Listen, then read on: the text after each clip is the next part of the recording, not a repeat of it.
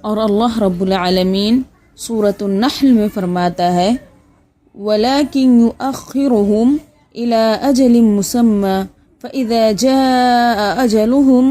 لَا يَسْتَأْخِرُونَ سَاعَةً وَلَا يَسْتَقْدِمُونَ، لیکن وہ انہیں مہلت دیتا ہے ایک مقررہ وقت تک، تو جب ان کا مقررہ وقت آ جائے گا تو نہ ایک گھڑی پیچھے رہ سکیں گے اور نہ آگے بڑھ سکیں گے۔ یعنی کہ اگر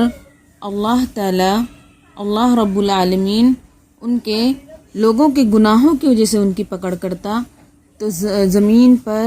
کوئی بھی جاندار باقی نہیں رہتا، لیکن اللہ رب العالمین اپنی نافرمانیاں دیکھتا ہے، لیکن پھر بھی وہ ان سے اپنی نعمتیں نہیں چھینتا ہے اور نہ ہی ان سے فوراً مؤاخذہ کرتا ہے۔